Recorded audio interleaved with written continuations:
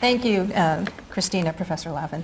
And thanks to Professor Tristan Grunau for inviting me, and to Christina and Stefania Burke, who have been driving me around today to see a little bit of the town in the rain.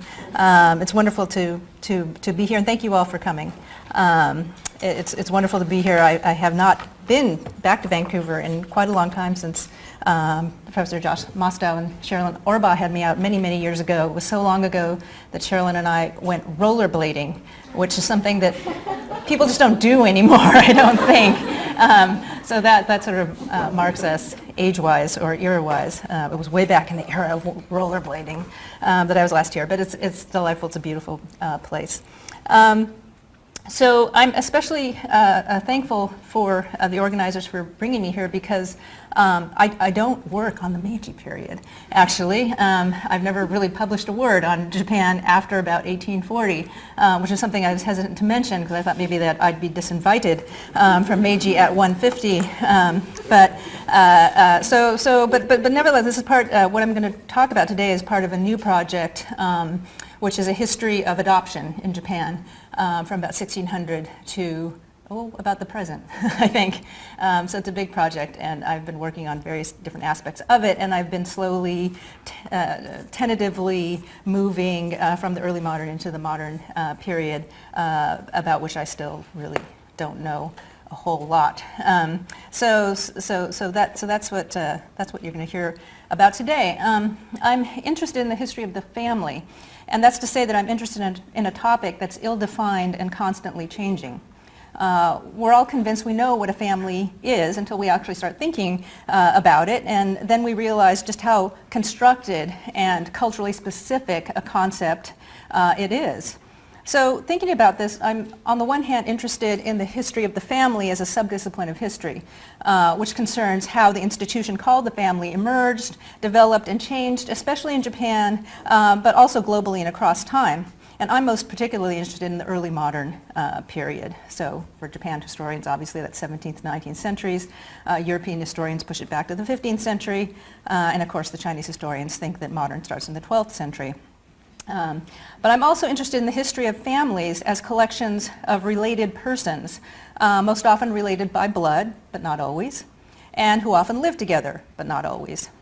So given that the subject of family is quite complicated, I should have, in retrospect, altered the title of this talk, because in many ways the title betrays some normative assumptions about how families ought to work. That is, families should not be fractured. They should be organically integrated and whole. And heirs should not be adopted. They should be born into a family, destined as they are to continue its bloodline. So it's kind of the counterintuitive nature of the title that's supposed to make it interesting, just somewhat, maybe a little bit interesting. I mean, no one wants to hear a talk about happy, intact families birthing their own children generation after generation. And there's no news in that. That's dog bites man. That's boring, or so we think. We want to hear about the other way around. And that's precisely the issue I want to talk about today. As far as family history goes, evidence suggests that Japanese families are, and have been, at least since the Tokugawa period, the other way around, which is to say, different from us, and different from our normative concepts of what a family is. But is that really the case? Are Japanese families so different? And if they are, how are they different? Are they different structurally? Are they different affectively, in terms of the emotional ties that bind them? And did they change substantially in the shift from early modern to modern, from Tokugawa to Meiji? So there are lots of question marks there, and so I should have put one in the title, kind of like that. And there are questions, and these are questions I want to keep on the back burner as I move through the talk, and I'll revisit them as we go along. So the family in early modern Japan, if not, as in many, if not most societies, was a key social and political institution, perhaps the key social and political institution, and yet early modern families are not organic entities. They were almost constantly under construction, their personnel shifting about with a frequency that might be surprising to present-day observers. For example, divorce was very common. Up to 10% of marriages within the samurai class and about a third of commoner unions ended in dissolution, and remarriage for both men and women was widely accepted. There was no prohibition, for example, against widow or divorcee remarriage. Furthermore, adoption of males, females, adults, children, heirs, non-heirs happened so often as to be unremarkable. You would be hard-pressed to find a genealogy or family record in early modern Japan that didn't contain adoptees. And although family headship ideally went to an eldest son by birth, it could also unproblematically go to a younger son or to an adoptee who might be a kinsman, but just as often was not.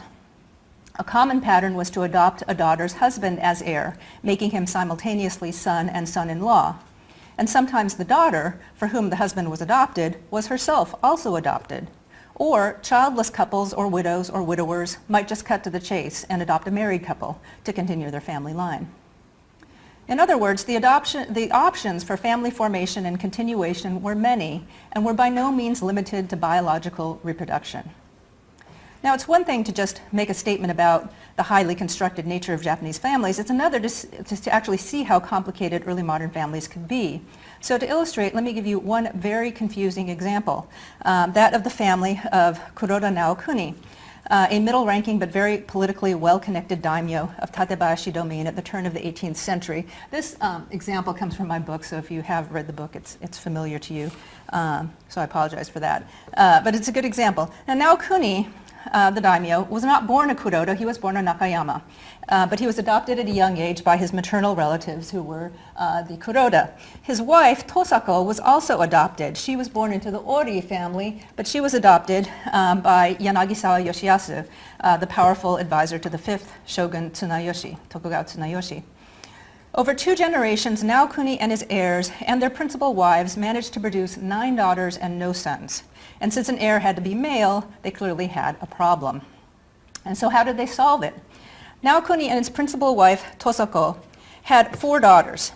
Now, Naokuni did have a son by a concubine, but instead of appointing that son, called Naoyuki, as his heir, Naokuni adopted his second daughter Michiko's husband as heir and successor, and that adoptee took the name Kuroda Naomoto.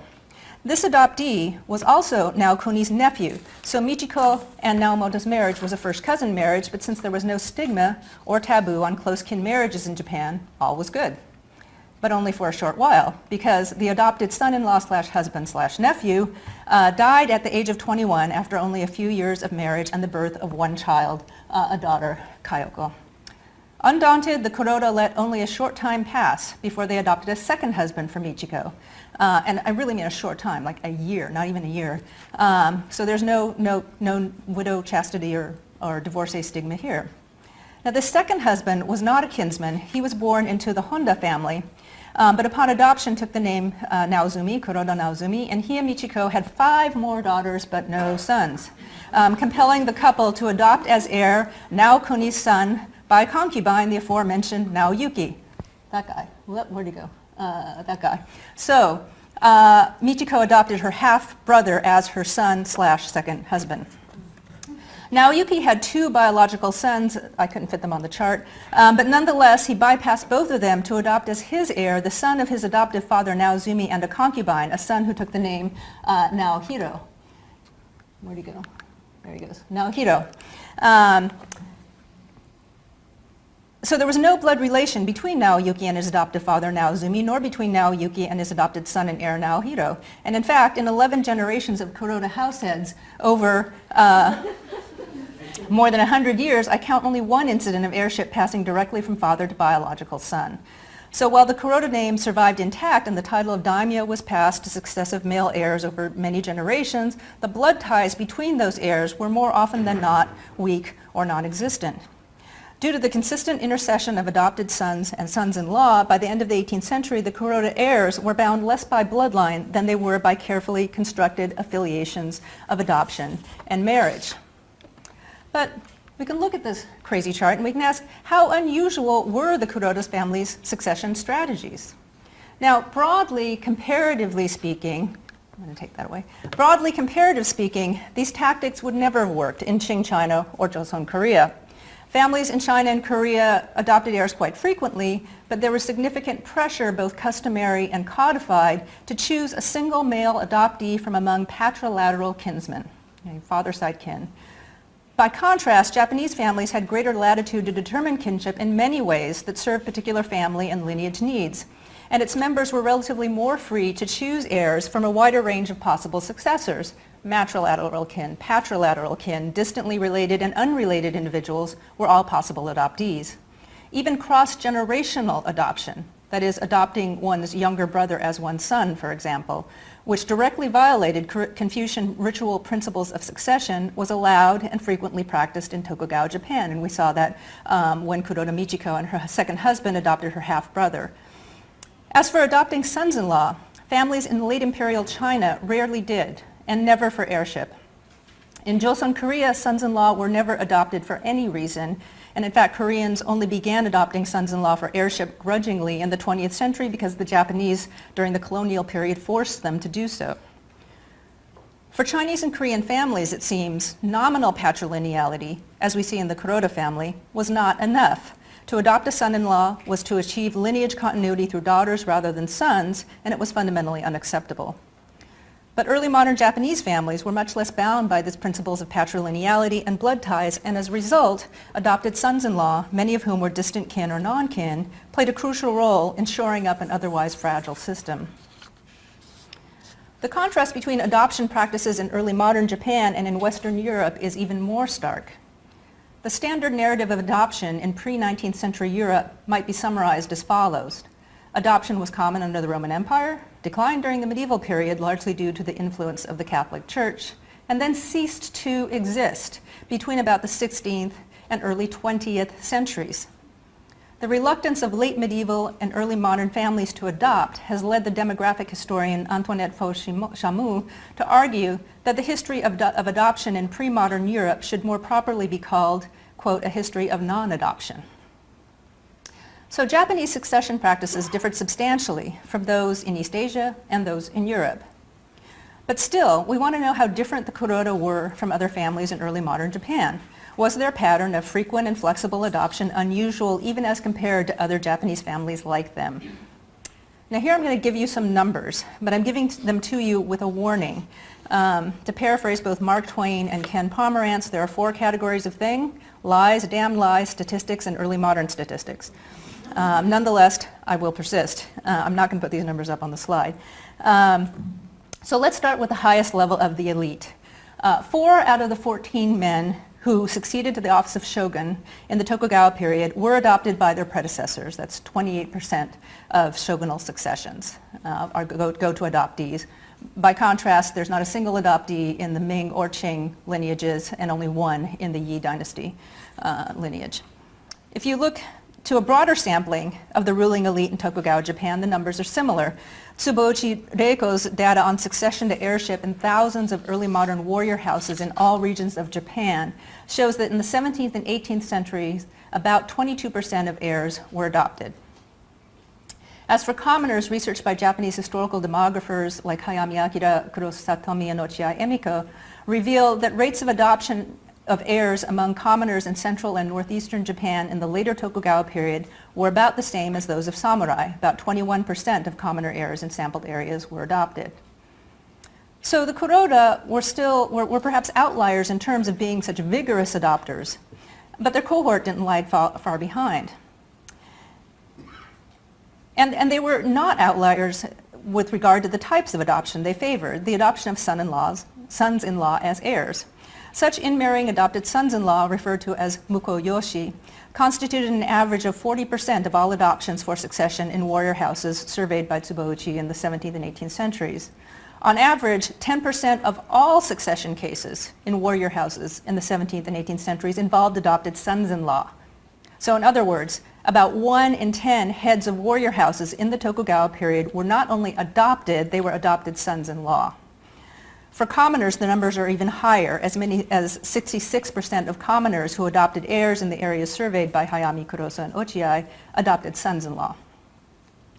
So why did families rely so heavily on adopting sons-in-law? In many ways, adopting a daughter's husband as an heir could be an optimal succession strategy.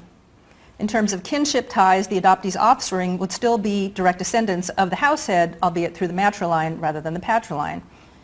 I argue in my book that the prevalence of son-in-law adoption increased the importance of women as daughters, wives, and mothers, but also as lineage managers, because women were integrally involved in managing the ingress and outflow of household personnel.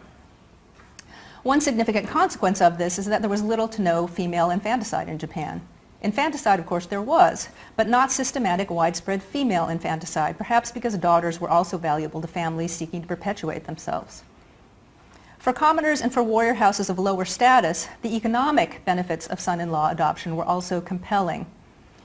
Adopting a daughter's husband counteracted the threat of resource dispersion because the possibility that family assets would be scattered more broadly and potentially subject to the control of outsiders was held in check by matrilineal continuity through daughters. And anthropologists have long pointed out that endogamous marriage, marrying within, which we see in spades in the Kuroda family, has been a tactic used in many family systems to concentrate resources. Even more critically, due to the practice of providing dowries for adopted sons-in-law when they married into their wives' families, adoption could be economically beneficial to a receiving family, especially because adopted sons-in-law often came from families of higher rank or status than those into which they married or adopted. Because of this, the receiving family could then benefit from the status and the wealth of the heir's natal family. Furthermore, adoption of sons-in-law, who were often adolescents or adults at the time of adoption, proved beneficial because, to put it bluntly, adoption of an heir could be more expedient than birthing and raising one. Parents out there, say amen. We all know that raising children is a risky business. You can try your best and things may or may not work out. Adoption of an heir was more efficient with regard to succession because the adoptee was brought into the family in late childhood or early adulthood when his physical survival was more likely, his potential as a househead could be more accurately gauged, and the not inconsiderable costs of his early upbringing and education had already been covered by his natal family. The sending family, for its part, benefited as well. While they had to render the dowry, which was a financial burden for them, by adopting out a non-inheriting son, the family was able, again putting it bluntly, to shed a dependent who would otherwise contribute relatively little to the family's fortunes and indeed could possibly become a drain on them. Many families, especially elite ones, sought to strike this tricky balance between keeping an heir and maybe a spare at home and adopting out the remaining sons. However, the strategy sometimes backfired, for a family that had adopted out all of its surplus sons sometimes found itself without an heir if the remaining male offspring died young or became incapacitated, making adoption of an heir necessary. So you do see cases where a family has 4 or 5 biological sons and they still end up adopting an heir because they adopt all of them out, and they don't keep enough in reserve, so to speak. The early modern Japanese family system made lineage maintenance a constant preoccupation, a gamble with fate and survival. For early modern warriors, barred from engaging in any work other than being a samurai, name and status was all they had. If the lineage ended, so did their place in society. And for commoners, everything was based on the family. If you had no family affiliation, you could not really function as a full member of society. The family was also a spiritual necessity. If the family line ended, no one could worship ancestors, which was a grave disservice to the past. Now, all of these factors allowed for or created the circumstances in which a high tolerance for manipulation of family relations, adoption chief among them, was not only tolerated but encouraged. And this resulted in these highly engineered families of the sort like the Kurodas. Now, non-Japanese observers have long found the constructed nature of Japanese families interesting, odd, off-putting, at least worthy of comment. I've recently been reading, I was telling Tristan about this, the diary of Clara Whitney, who lived in Japan in the 1870s as a teenager and kept a very detailed diary of her life. And she comments on she had a lot of sort of high-powered acquaintances, among them the descendants of the Tokugawa family, a bunch of Matsudairas, and one of the Matsudairas was engaged to marry a good friend of hers. He died before the marriage could happen. And she's describing his family, the Matsudaira family, and this is Matsudaira Yasutomo. She says, quote, "Yasutomo's relationship with the rest of the family is very peculiar, for by certain intermarriages and adoptions he has become the son of his grandfather, uncle to himself, and nephew to his sister. All this is very peculiar, but often we find among noble families stranger relations than these. We all thought him the only son, but there has immediately arisen up another to fill his place. And so she has the same kind of reaction that we often have when we see these families. But I want to emphasize that adoption and succession practices, as unusual as they seem to us and to people like Clara Whitney, don't mean that the Japanese family is unique, and I certainly don't want to revive old arguments that the Japanese family or Iya is the foundation of a distinctively Japanese civilization. The engineered family was quite simply a structural necessity. Now, the family and its maintenance are at the root of all these enormously consequential developments, and I could talk at great length about these alone. But I'm a cultural historian, and I'm interested in the intangibles as well. I also want to know, how did people inhabit and also shape family roles as they lived them in the day-to-day? In my book, The Problem of Women in Early Modern Japan, I try to show how women in warrior families often took on the roles of lineage managers, doing what anthropologists call the kin work of maintaining and even extending family and familial ties to others. But as I was researching and writing that book, I kept wondering, what about all these adopted sons-in-law? There was a saying in the Tokugawa period that an only daughter can choose among many husbands. But what about that husband? How did he feel about the role into which he was cast? After all, even though adopting a son-in-law could work out very well for the adopting family, the situation could be quite difficult for the son-in-law himself, largely because an adopted son-in-law occupied the same unenviable position as a wife who married into her husband's house, which is to say, he was symbolically and practically cut off from his natal family, a loner in unfamiliar and sometimes hostile territory, compelled by convention to learn the ways of the house under the tutelage of demanding and often unsympathetic in-laws.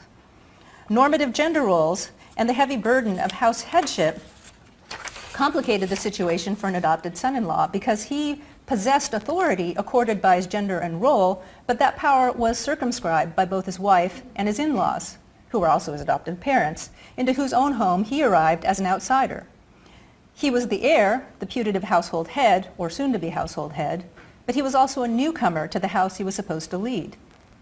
And all this must have led to a kind of cognitive dissonance for many adopted sons-in-law. Perhaps that's the reason the divorce of adopted sons-in-law was fairly frequent among samurai families, and warrior lineages show evidence of multiple divorces, evincing a kind of trial and error attitude towards this manner of heir acquisition. This one doesn't work out, you get rid of him, and you get another one. Among rural commoner families, divorce of adopted sons-in-law apparently was more difficult due to the need to secure communal approval for dissolution of marriage, and yet marriage dissolutions were not uncommon among commoners either.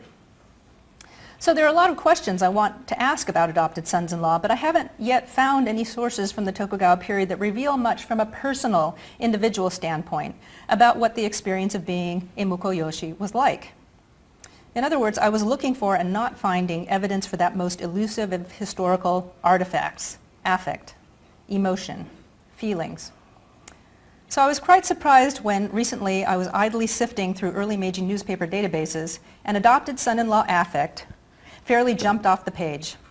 There it was, evidence of resentment, jealousy, rage, revenge, violence, misery in multiple forms and at almost absurdly tragic levels among adopted sons-in-law, all of it documented in print with what seemed to me to be astounding frequency.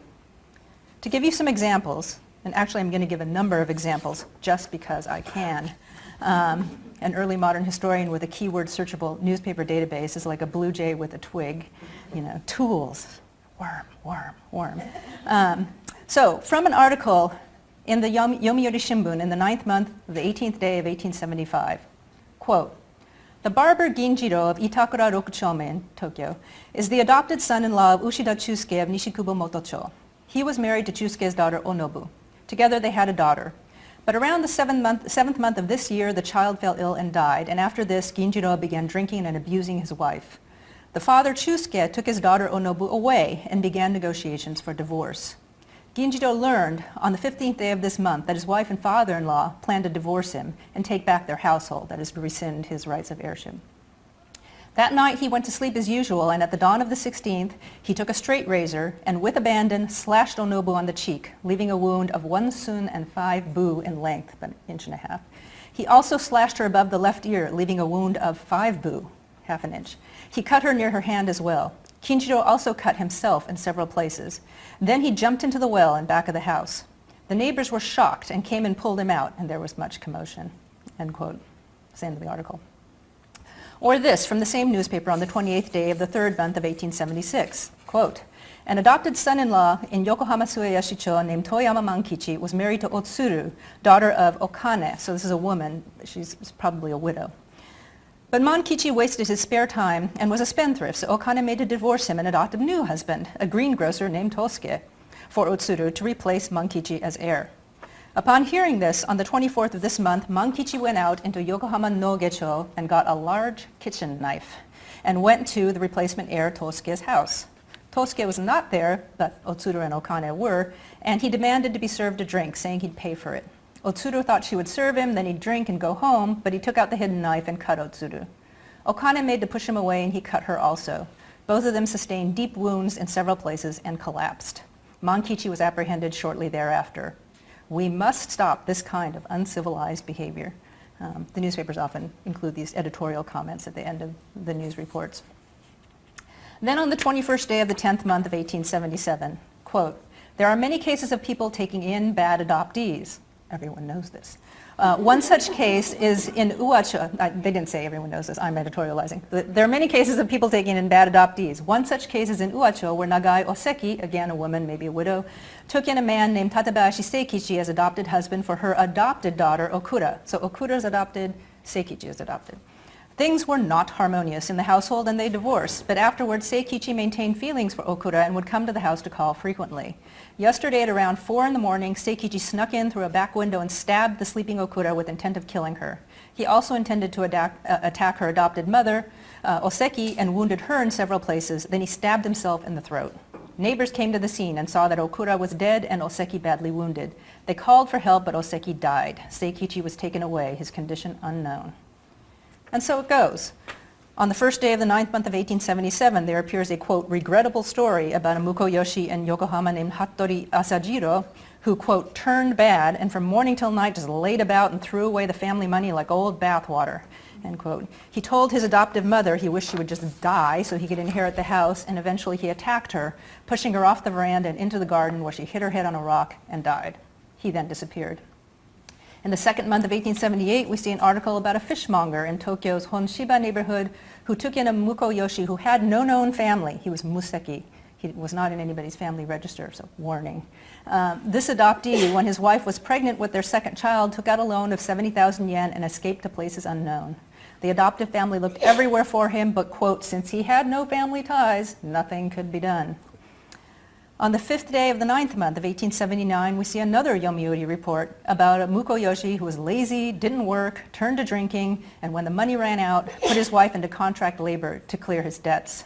The moral of this story, according to the newspaper, is, quote, you can't take in a Mukoyoshi carelessly.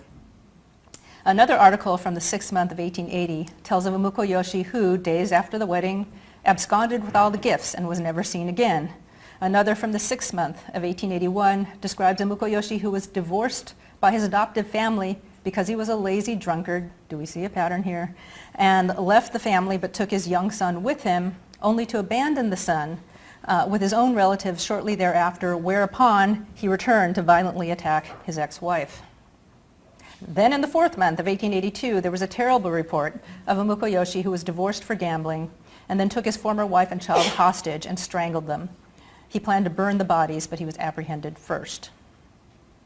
Now, not every case that appeared in the press of discord in cases of adopted sons-in-law was solely the fault of the adoptee. Sometimes the adoptive family's cruel treatment of the Mukoyoshi is cited as the reason for the later conflict. Take the case profiled in a Yomiuri article from the 18th day of the 4th month of 1876. It begins by posing a rhetorical question, quote, how shallow can women be? Aren't there many such women in the world today?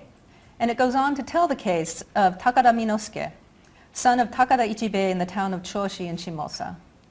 Minosuke, the article says, quote, was no Mitsuuji or Narihira, that is to say, he was no good-looking ladies' man, but he was, quote, a nice guy, right? He had a nice personality. Minosuke fell in love with Oman, the only daughter of Heijiro of Koyama village in Matsudo, and, quote, because her father worried that he might die without an heir, Heijiro took him in as a mukoyoshi. Last year, in the 4th month, he went to their house as a husband. But around the 10th month, Minosuke fell ill. His face turned dark red and he became deaf. He looked like a demon, like an oni. And there's an implication here that he suffers from a sexually transmitted disease, or the family thinks he does, but it's not clear. Anyway, Oman, the story goes on, Oman quickly became disgusted by him and wanted to send him back to his hometown for treatment. Selfishly, she said that looking at him made her sick to her stomach. Her parents took her side and agreed with the plan to send him back to his natal house, and they divorced him. They, that is Oman and her parents, were quite happy. Yet Oman refused to visit Minosuke and remained disgusted by him. Soon after, Oman was sent in marriage to Asada Sanjiro of Shinjuku. Now what happened to the heir worries, I don't know, but she's married off. Minosuke heard this and he felt dejected. Crying, he said, quote, Oman and her parents have not said a word to me and selfishly have not even visited me once. Perhaps the most bizarre of all the stories I've read so far also implicates an adoptive family in a mukoyoshi's bad behavior. This is from the Yomiuri in the 6th month of 1878. It begins, quote, from long ago, flatulence uprisings, hohi no sodo, have occasionally broken out in various places. Such events have even appeared in newspaper reports. Here, we report on one terrifying case of farting in Aoyanagi-mura in Azusa no Kuni. There, an adopted son-in-law named Shirai Shozaemon lived with his adoptive mother and father, his wife, and 2 children. After a while, Shozaemon took to drinking and sold off the family assets and land to fund his habits. Last month on the 30th, he'd been out drinking and returned home and was sitting next to the irori having a smoke. Just then, his wife, while lighting a fire under the kamado, without thinking, let out a loud fart. And the report includes the onomatopoeia, breeze. It caught the breeze, and Shozaemon could smell it even though he held his nose. He became upset, drew his short sword, and made to attack his wife. She grabbed the children and fled, but his adoptive father, Sebe, tried to intervene, and Shozaemon cut him. Shozaemon was apprehended, and the father was treated for his wounds, and the newspaper opines, quote, Shozaemon's lawlessness goes without saying, but the daughter's behavior was also bad. Now, not every adopted son-in-law story that made the newspapers was so dire. Some stories in the Yomiuri actually extol the virtues of loyal and filial mukoyoshi, but those are in the minority. Most of the stories that appear in the Yomiuri Shimbun over the course of the Meiji period that concern adopted sons-in-law have to do with crimes or malfeasances committed by them against their adoptive families. And this is kind of early stage research, so the Yomiuri's only paper I've looked at so far. Now, the sorts of stories I referred to generally appeared in the crime or the society section of the newspaper, although I did find one story about a bad mukoyoshi in the advice column. But fictionalized stories about the travails of adopted sons-in-law also appeared in the major daily papers. This was the case with Futabata Shimei's novel, Sono Omokage, published in serial form in the Tokyo Asahi Shimbun beginning in 1906. This was Futabate's second novel. I'm sorry, this is really impoverished visuals in this talk. This was Futabate's second novel. His first was, of course, Ukigumo, often hailed as Japan's first modern novel. He wrote Sono Omokage after a 20-year-long self-imposed hiatus from the literary scene, during which he worked as a in the government information office, taught at the Tokyo School of Foreign Languages, worked at a police academy in Beijing, and also as a reporter for the Asahi Shimbun. Now, I wouldn't ever claim any expertise in Meiji literary criticism, but from what I can tell, Sono Omokage is not seen as one of Futabate's great artistic achievements. It's seen somewhat derivative, reworking themes explored to greater effect earlier in Ukigumo, and borrowing key plot points from other novels, especially Uchida Roan's Kuren no 28 Nichi, which also features a main character who's a mukoyoshi, and was published in 1898. Its literary merit notwithstanding, though, for my purposes, which is to say the purposes of a historian interested in understanding changes in family structure and family roles in the Meiji period, Sono Omokage is perfect. The novel was translated in English, into English in 1919 under the title An Adopted Husband. And the difference in title says a lot. The original Japanese title refers not to the protagonist, who's an adopted husband, but to the shadowy, remembered image of the woman he loved and lost. And this suggests that the focus for non-Japanese readers is on the family and its ostensible peculiarities, the adopted husband, whereas for Japanese readers, the focus is on the star-crossed lovers. I know this is very sophisticated literary criticism, but Sono Omokage tells the story of Ono Tetsuya, a professor of economics at, quote, a certain private university in Kanda in Tokyo. In the novel's opening pages, he's described as demoralized and downtrodden. Quote, and this is from the English translation, "The shabbiness of this slender man showed clearly in the smeary pepper and salt sack coat and trousers threadbare at the knees. He appeared seedy and poverty-stricken, and at first glance might have been taken for a scholar out of employment. Under his arm, he carried a bulging, soiled, and greasy leather portfolio." End quote. And we found out a few pages later that Tetsuya was, quote, now a rather antiquated Bachelor of Laws of 34 or 35, as he had been graduated from the Imperial University 7 or 8 years before at the age of 27. According to the gossip of his pupils, though his lectures were dry and invited yawns, his reasoning was clear-cut and left no point in doubt. Yet the students did not like him because he graded them so severely. End quote. A familiar and timeless, if unhappy, portrait. And it gets worse because, as we're soon told, Ono Tetsuya has a miserable home life.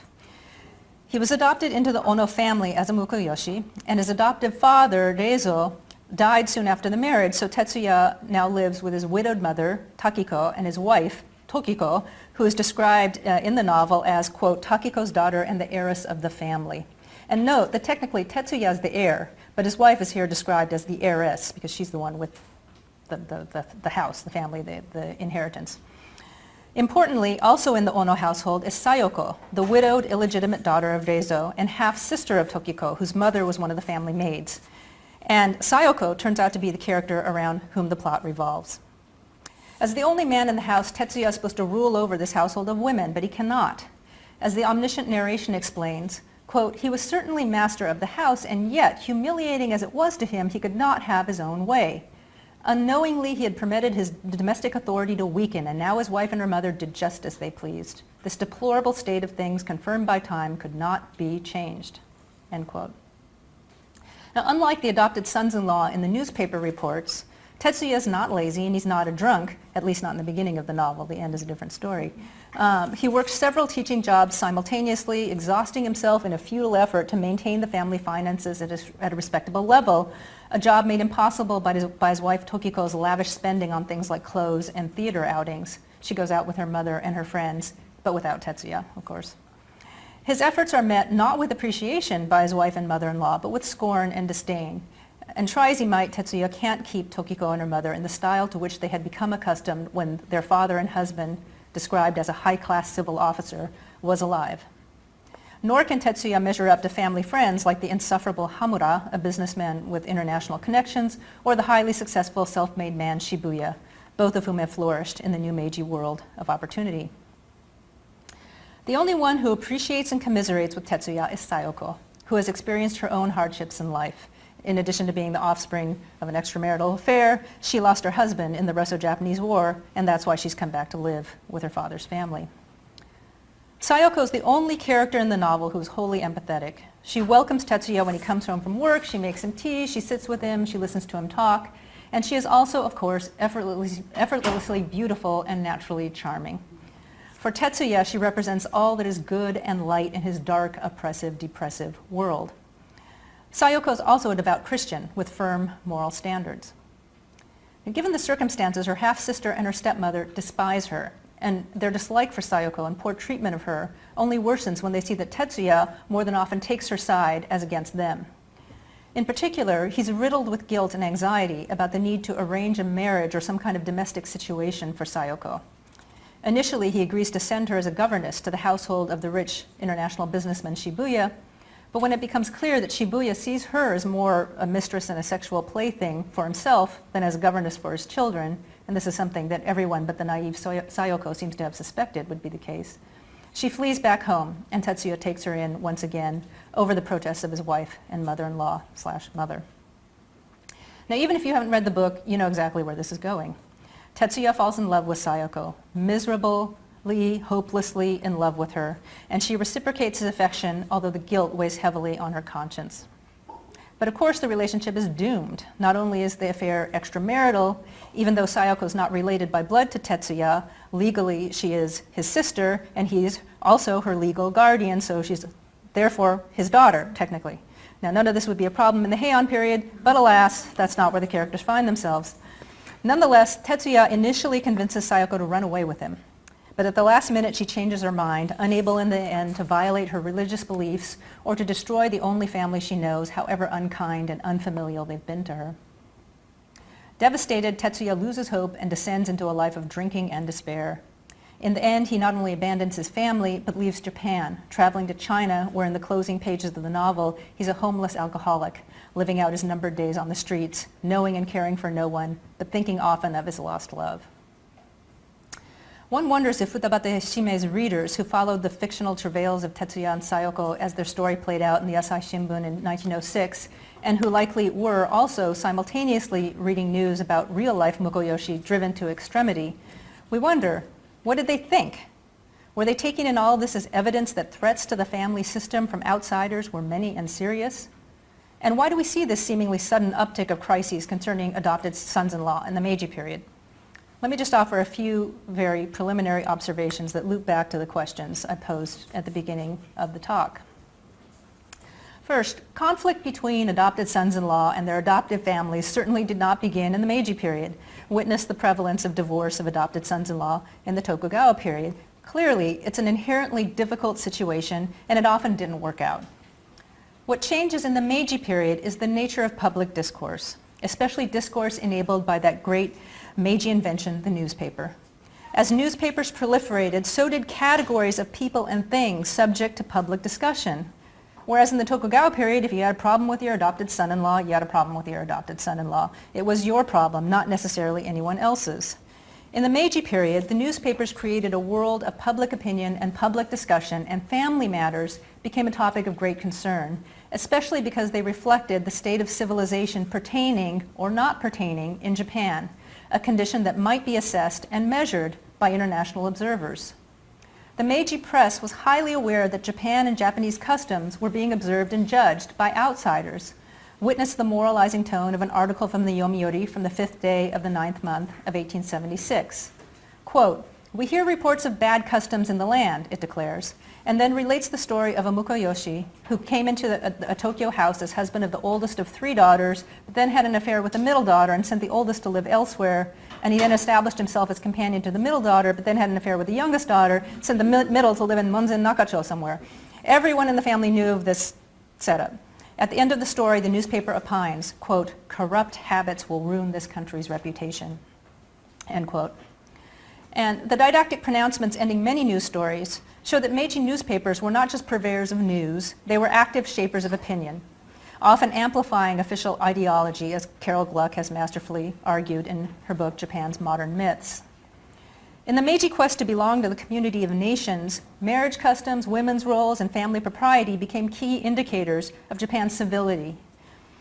As the voice of official propriety, the popular press tended to elevate threats to the family, like rogue Mukoyoshi, into major crises or social problems, shakai mondai, that Meiji neologism that became the feverish focus of so much public debate in the 1870s and 80s. So in other words, it was perhaps not intrafamilial conflict itself that increased from Tokugawa to Meiji. It was the discourse about and the awareness of that conflict that grew and manifested itself in very public ways in the Meiji press and in the world of fiction. A second observation concerns the changing social and legal context of family conflict. As far as I can tell, there's an initial burst of news reportage on adoptee malfeasance in the early Meiji period in the 1870s and early 1880s. Then it tails off somewhat, although cases of violence and revenge by Mukoyoshi continue to be reported well into the 20th century. There are several possible explanations for this. One is that the 1870s and 1880s were a period of legal transition. The Meiji Penal Code was not instituted until January 1882, and the new Civil Code was revised and haggled over for decades and wasn't implemented until 1898. This might explain the indeterminacy of those early newspaper reports from the 1870s from which I read. They often end with the perpetrator being apprehended or disappearing or dead, but there seems to be no legal or penal resolution. Perhaps it also explains the frequency of reports of bad behavior in the 1870s and early 80s. Criminal behavior had yet to be specified, and in the absence of standards and laws, either there seemed to be or there was an uptick in unacceptable behavior that would in other circumstances have been cracked down upon and punished. Only after the institution of the 1882 Penal Code do you start seeing articles that report on the consequences of crimes by mukoyoshi. One example is in the 8th month of 1882, and the Penal Code was instituted in January of that year. The Yomiuri reported that, quote, last year a man named Yoshida Takajiro from Sasayama in Tamba province came to Tokyo and stayed in a traveler's inn in Shitaya, Kuruzaka-cho. While there, he had an affair with Ochiku, daughter of one Nakazawa Ichinojo of the same neighborhood. As a result, he became the adopted son-in-law of that house. However, things in the household did not go well, and he was divorced. After this, even the sight of his former wife and father-in-law enraged him, such that this year, on the 2nd day of the 2nd month, he took a sword 2 shaku long, 2 feet long, entered the Nakazawa house, pushed Ichinojo out of the way, and stabbed Ochika's mother, Ochiyo, and severely wounded Ochika on the head and in other places. This was reported widely in the papers at the time. Takajiro was tried in criminal court, and it was announced yesterday that he was sentenced to 15 years of penal servitude. Now, a final observation about law, family, and fiction. The development of the Meiji Penal Code was fairly straightforward and urgent, and its institution in 1882 was relatively quick. Not so for the 1898 Civil Code. The sticking point in negotiations over civil law were laws regarding the family, specifically over the degree to which individuals should retain rights and privileges as individuals, as opposed to rights and privileges of the family itself as a corporate entity. This debate was, of course, rooted in the developing ideology of the family state, the kazoku kokuka. Now, the term kazoku itself was also a Meiji neologism, an amalgam of ie, the long-standing term for the Japanese home or household or family, and zoku, the term for a group, a tribe, a larger social entity.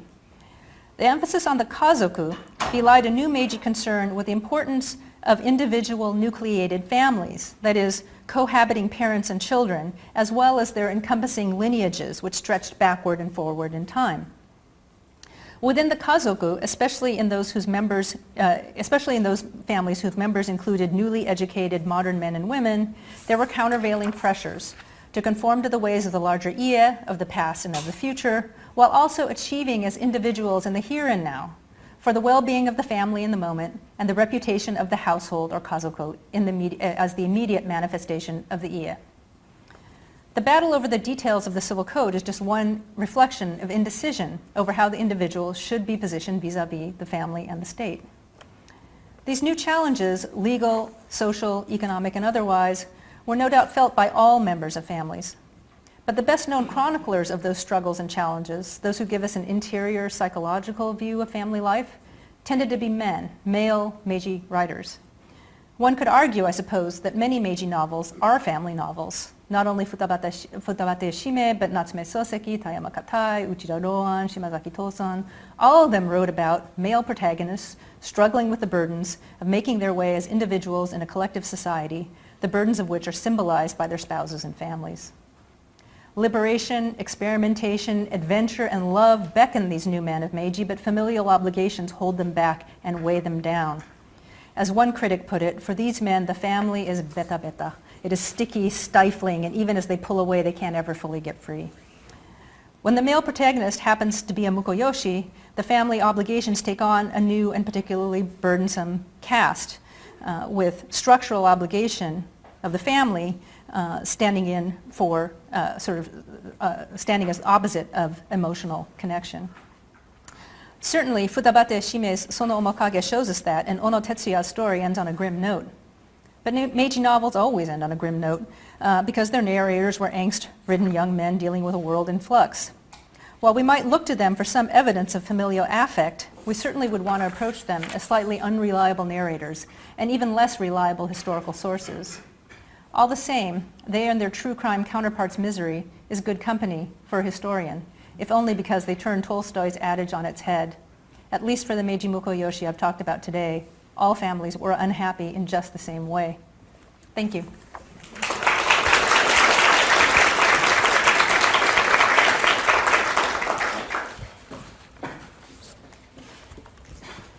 All right, well, we have some time for questions. Thank you. I have so many questions for you. For later. I would like to hear more about what you mean by lineage managers. What was it women were doing? Because when you say kin work now, I can kind of imagine it in my current world, but how much did they actually, they weren't the ones making the choices about who marries whom, right? So what was it they were doing as managers? Yeah, it's not clear, and I talk about this book in the book a little bit. It's very hard to tell how much input, how much influence they had over choosing who married in, who married out. But they're very involved. I mean, if you look at memoirs and diaries, they're very involved in the maintenance of all kinds of social ties. So, for example, Kuroda Tosako, she maintains ties to her natal family, her adoptive family, her husband's natal family, her husband's adoptive family. She's again, you don't know if she's making the decisions, but she's deeply involved in the marriages of all her children and a lot of her grandchildren. She has them over. She goes to visit them. She stays with her daughters every time they have a child. She goes and she stays with them for a month or or whatever.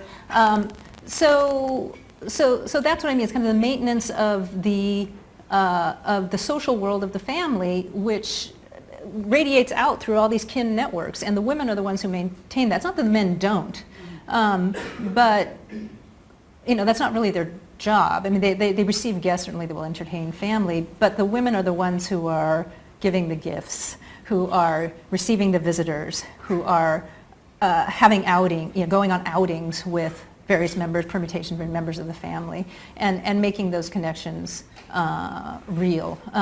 In other cases, you have evidence of women who are, who are the ones who are figuring out how to marry off their kids. I mean, the husband is away on work.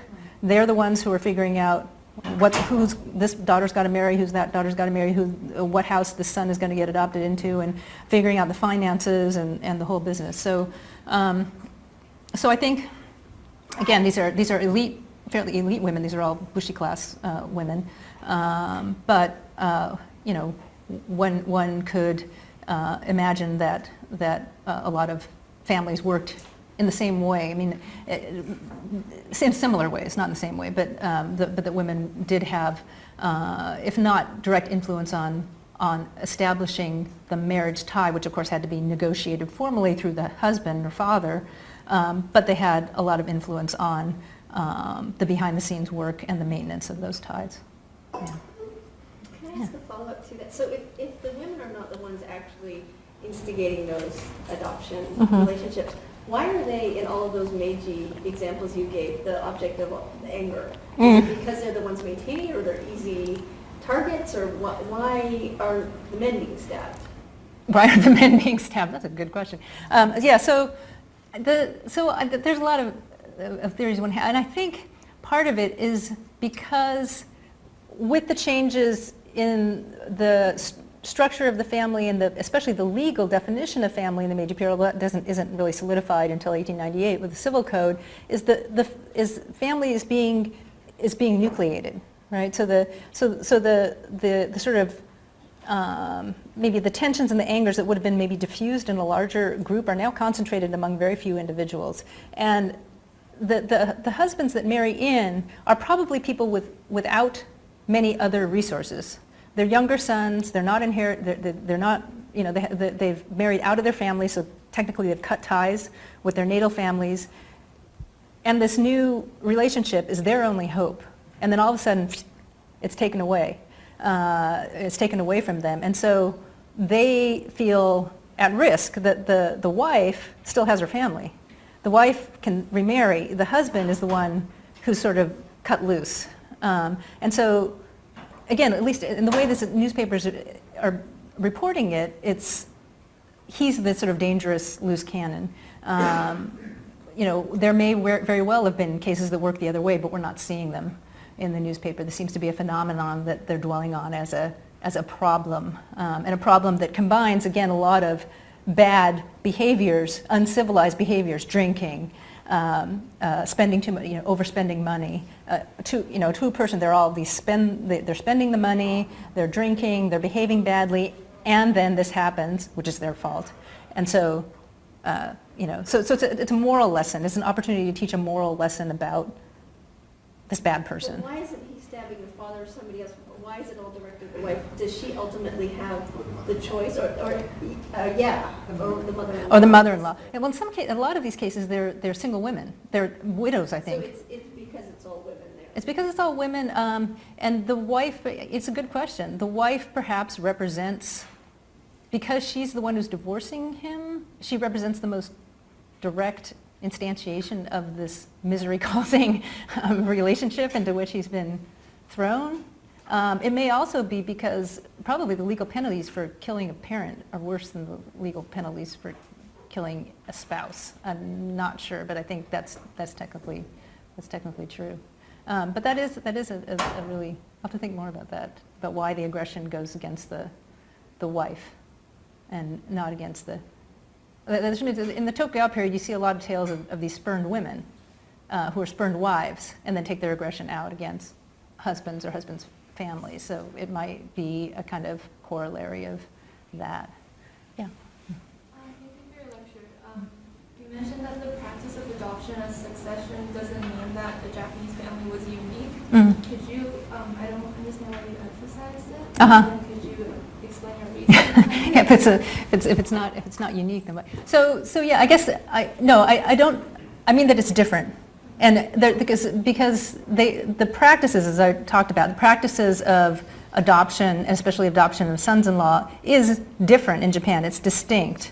But what I want to do is to separate an emphasis on the distinctness of that practice and the difference from then saying that the Japanese family is uniquely Japanese, and there's no other family like the Japanese family, which is a lot of scholarship from the 1970s and the 1960s emphasized just that thing, that the Japanese ie is a uniquely Japanese social formation, that it's the heart of Japanese society and Japanese culture, and everything in Japanese culture can be explained by the uniqueness of the ie. That's what I want to get away from. I'm not saying it's not different. It is different, but that doesn't mean that I don't want to revive those old arguments about the uniqueness of the Japanese family, and that's why I wanted to give you that background and those figures, because I wanted to emphasize that it isn't just a structural necessity. Adoption becomes a structural necessity of these relatively small stem families that have to preserve themselves. Biological reproduction just doesn't, especially in the era of high infant mortality, just does not do it. And you have to have a safety net, and adoption is that safety net. And so it evolved in really interesting, distinctive ways in Japan because of all these contextual forces. But that doesn't mean that it's this cultural, timeless essence of everything Japanese. Yeah. I'm just wondering about the origins of this adoption system. Was there really any pushback against it, like validity originally? Pushback when? Just pushback against other families or any dispute where you say like, well, this is pretty unique compared to like Korea or China. Right. So with this adoption heir system, was there any pushback against it on the government level or on any level? No, it wasn't invented in the Tokugawa period. It's happened. Son-in-law adoption has been an aspect of Japanese family system since ancient times, classical times, and there's some theories that it grows out of a bilateral kinship model that has very deep roots in ancient Japan, predating the classical period. So no, it's always been there. So there's no pushback within Japan. There's pushback when the Japanese try to institute it on the Koreans and say you need to reform your customs, and one of the things you need to do is to start adopting sons-in-law, and they compel the Koreans do not want to do this, but they're forced by the colonial government to practice this, and as soon as the war's over, the Koreans get rid of son-in-law adoption and do not do it anymore. Yeah, you had a question. So I have a question. Since women were not really in charge of picking their husbands, so do they have the right to reject them? Or what if the woman didn't really the picked sons? What would it do? Can they say I want to have someone else? Can they say that? Or? Yeah. So the general understanding has been that women probably had relatively little choice over who to marry. However, there are there are inside records, so you can't tell from genealogies, obviously. You can't tell from most sources who chose the spouse and whether the spouse was agreeable to the person being married, to the woman. But there are some sort of inside records, household records, that seem to indicate, and this is the case in some, I've seen some evidence from samurai lineages, but more from commoner lineages, where women did have a say over and said, no, I don't want to marry that person, or I don't want to marry now, or so there it wasn't unprecedented. This is really hard for us to know, but you see comments in diarists from the Edo period about the ideal was an agreeable companionate marriage. That was the ideal. So they'll comment about, like this woman Kuroda Tosoko will comment about, oh, they're such an agreeable couple, or they're such a, now whether this is all rhetoric is another question, but she makes a point of saying that because it's important that the couple get along. But you have to take it with a grain of salt, because it was a conventional thing to say, and if you're a good lineage manager, you would want to say that about the matches that are being made. I'm wondering, in your examples for the newspaper articles, is there really evident that the son-in-laws are there's a constant repetition in drinking violence? Yeah. Is it an archetype or exaggeration, isolated case, or extreme case? Because it feels like they kind of build it the way you build it up. It's almost like an archetype. Yeah. It's like the image of the men are violent and they drink a lot and that's part of their life. Yeah. But is there really is it just isolated case, or is it a continuous pattern? It's a really good question, and again, I think part of it is the emphasis on these vices that in the modern state, the Meiji state wants to see Japan to be seen as a civilized place. So they want to condemn these kinds of vices, and so in that sense, they are constructing a kind of archetypal bad behavior, and they're locating it, interestingly though, they're locating it in the person of the adopted son-in-law. Why that and not some other person is another question. But I think, these seem to be, anyway, they're news reports of things that happen. They report it as if, I have not much reason to doubt their validity. They name people, they name neighborhoods, they give ages of people. So I don't think they're exaggerated in reporting what happened, but the fact that they're selecting to report those particular stories in that particular way is definitely a shaping of a narrative, and the narrative that emerges is the bad behaving son-in-law. Yeah. I was wondering if it, given all the report about adoptions and how the lineages don't seem to function genealogically, I was wondering if it's appropriate to think of pre-Meiji families as something more like a socio-economic institution rather than what we would consider a genealogical concept. So it's almost like a company, almost in a sense, like a modern day. Yeah. And this has been observed about Japanese families also. And again, I think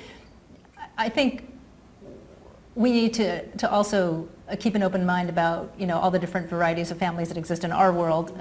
But yeah, so the what is he, a sociologist, Murakami Yasuke, who's a theorist of the family in the 60s and 70s, he coined the word kin-tract-ship, like contract and kinship, kin-tract-ship, to describe the Japanese family, because it is a mix of a kinship relationship and a contractual relationship.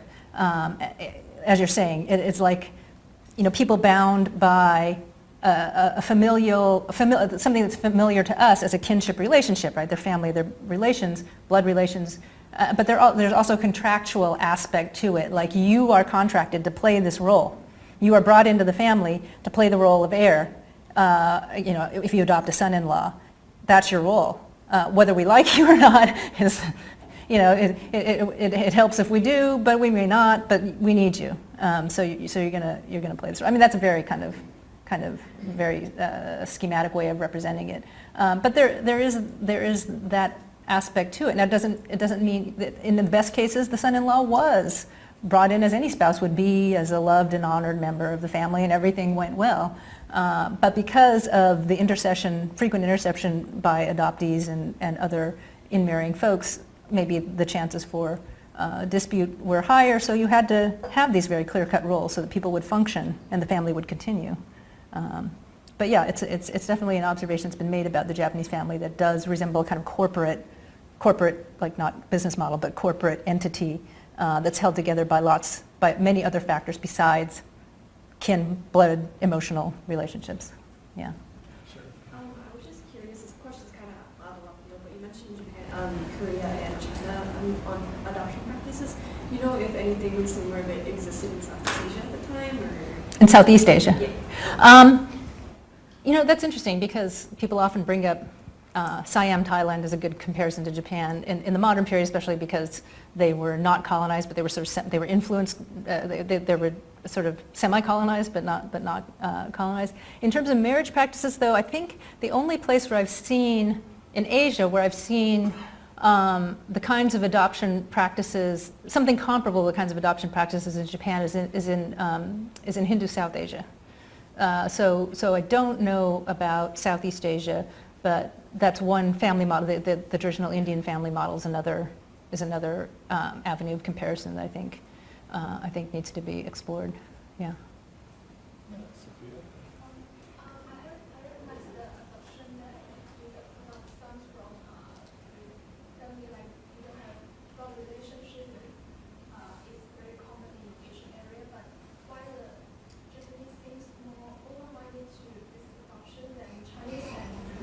Mm-hmm. Why is that? So yeah, I talked about that briefly. So in the Chinese and Korean case, when you adopt an heir, there are very strong rules that you should adopt just an heir, a single heir who's related to you already. So you should adopt a single heir that's related to you through the father's side. So anthropologists call it agnatic kin. So the father's side, single adoptee.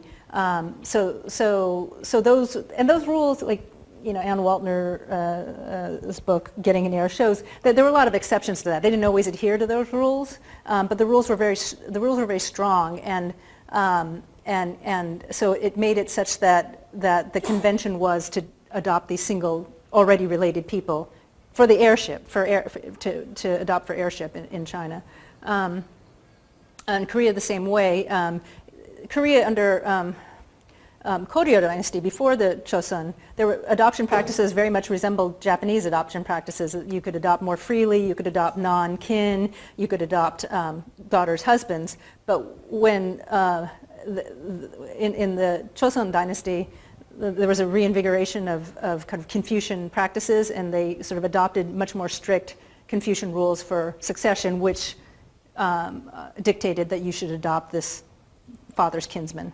So those took hold much more strongly in Korea than they did in Japan, because Japan has a long tradition of adopting sons-in-law and adopting, all kinds of people.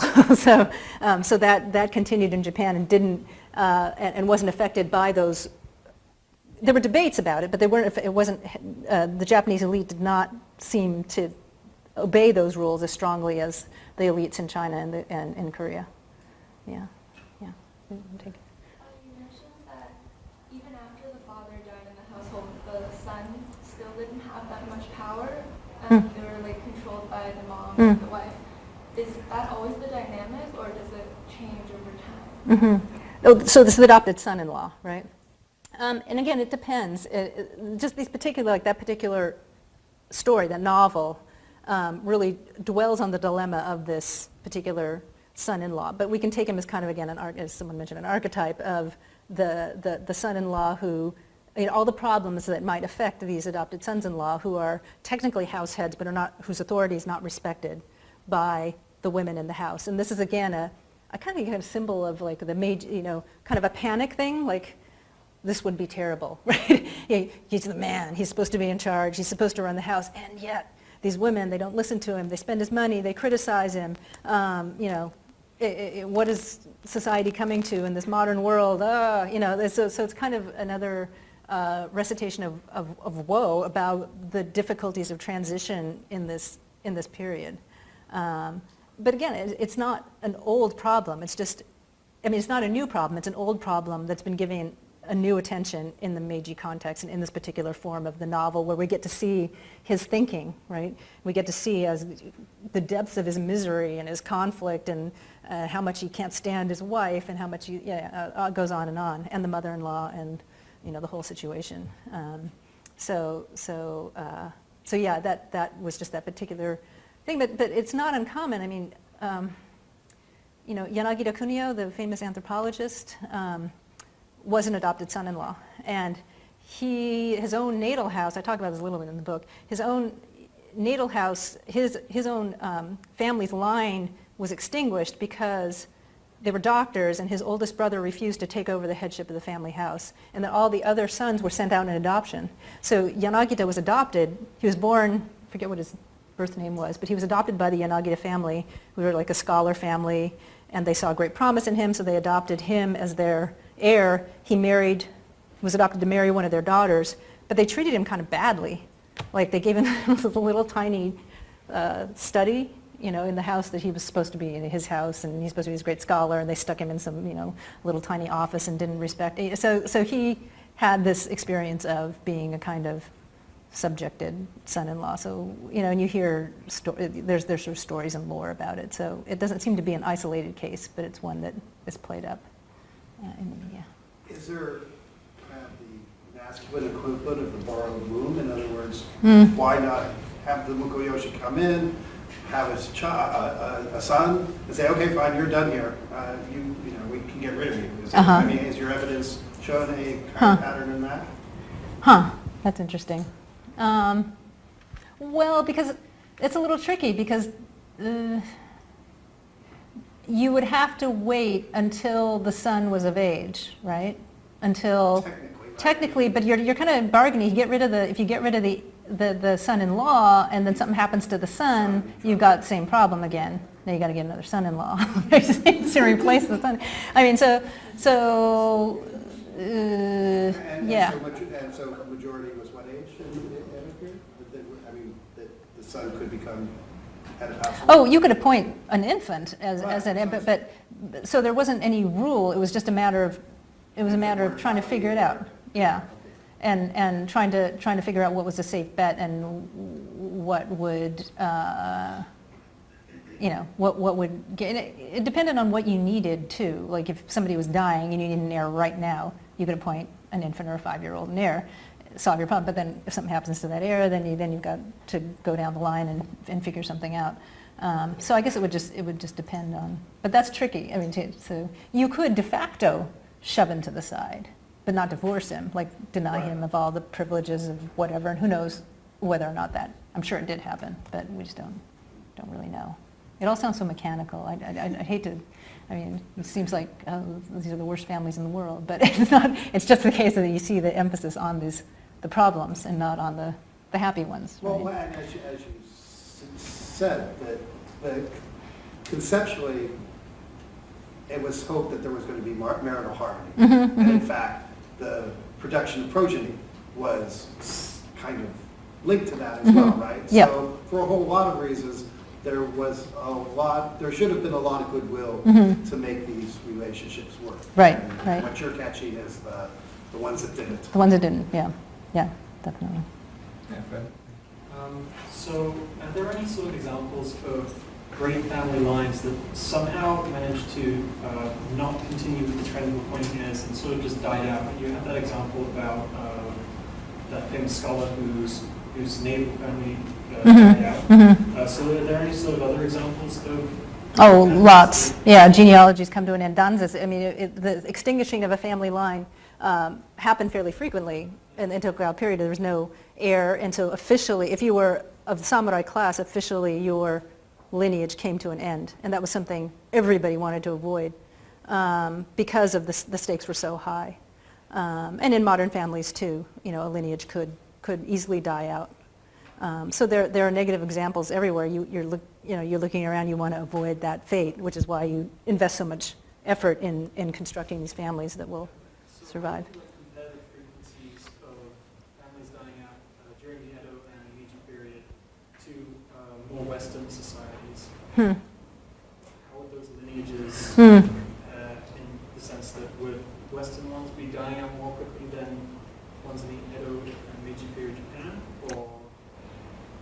Well, Because So- the structure's there, I'm thinking maybe it would sort of prevent the breakdowns of families uh-huh. as opposed to in Western societies. Yeah.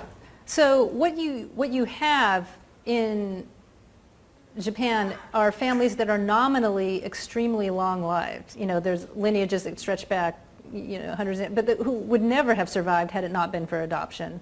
And because in Europe adoptionist practice was not, engaged in this way, I imagine that you have, a vastly higher number of families becoming, but since it wasn't kept record, that you didn't have records kept necessarily of numbers of extinguished families in Europe in the same way that you would among, say, the samurai class. You wouldn't necessarily keep them of commoner families either unless you went through and weeded through, all the demographic records and tried to figure out which ones survived and which ones didn't.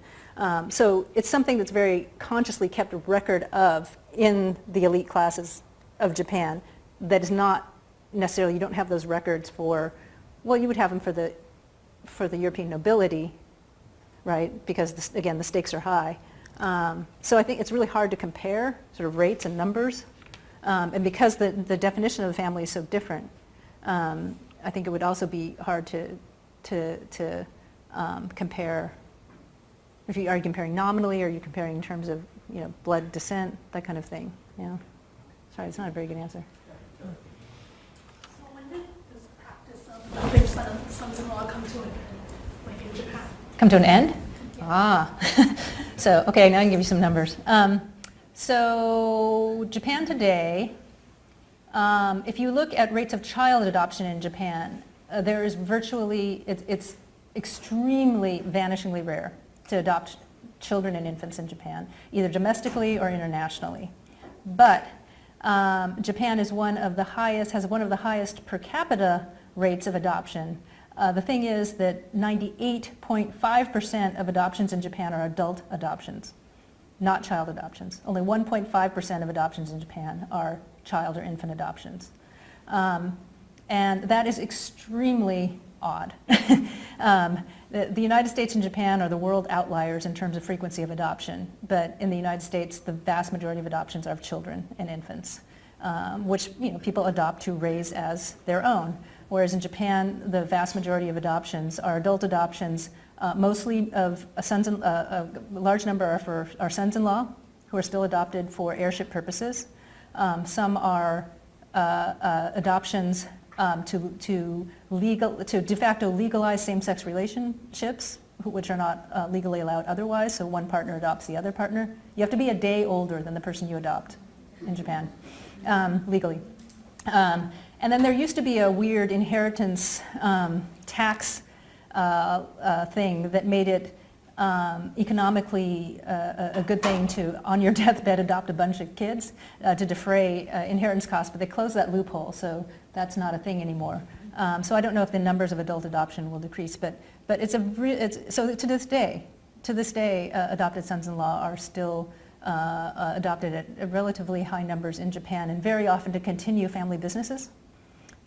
So you see these articles about Japan is the oldest family-run firms in the world, and there are some that are 800 years old. Well, because they keep adopting. There's not a well, it is a family, but it's not a bloodline, so to speak. So. We've got time for one more. Yuki. Oh, okay. Thank you. Do you think the idea of family as being bound by blood tie, do you think that was a prevalent, strong element of conception of families in the early modern time? So what was being bound by? Yeah. Yeah. I think, again, like in any family situation, there's an ideal, and then there's what actually works in reality. So the ideal was for it to be an integral, blood relation, parent to child, eldest son inherits. That was the ideal. But the reality was there weren't that many families that actually could perpetuate themselves in that way. And also in the early modern period, especially in the 17th century slightly into the early 18th century, families, the vast majority of families were farming families, and farming families included not only kin, but servants, hereditary servants, all sorts of non-related people were integrated into the large farming family, and then over time those families got smaller and smaller in size as the economy changed and arable land decreased and all that kind of stuff. But I think at the core, the ideal family is still the blood-related family. There's just a sort of extra circle added on to that is also family, right? And that might include all kinds of unrelated people by blood, adoptees, servants, various people who come labor, contractual, and they're all kind of arranged in a concentric circle. But at the center are the blood-related kin. So I don't think I think it's a central sort of operative concept in any family system that is always the core. It's just how then does that core of blood relation, at what level does it become viable to depend on that to perpetuate a family over time? Yeah. Yeah. I can go short, but it was just about families dying off. Yeah. So when Nogi Taisho killed himself, and his wife did too, he left in his will and he said, my sons are dead, I want my family name to die. Uh-huh. I want it Yeah. to stop. And that was not allowed. I don't know who did it, Huh. but heirs were appointed Uh-huh. after his death Yeah. to keep the family line going. So it's like you can't even kill it off if you want to. You can't even, yeah, that's really interesting. Was it a family council or something? I don't know who did it. I don't know who Huh. actually. I wonder if he was a statesman or because he was a general, because he was an important person, they just decided to overrule him? And Well, there was property and other things that needed to be taken care of. uh-huh. And maybe they just didn't know what to do except appoint an heir. But it was clearly a very emotional thing for him. Damn it, I want my name to die. Yeah. And they didn't allow it. And they didn't allow it. Wow, that's really interesting. Okay, thanks for that. Well, if you're one of my students and you wanted to ask a question you didn't get to, you can just email it to me. You'll get your credit for that. Oh, yeah. Aha, extra credit. Thank you so much for your questions. Enjoy being, thank you.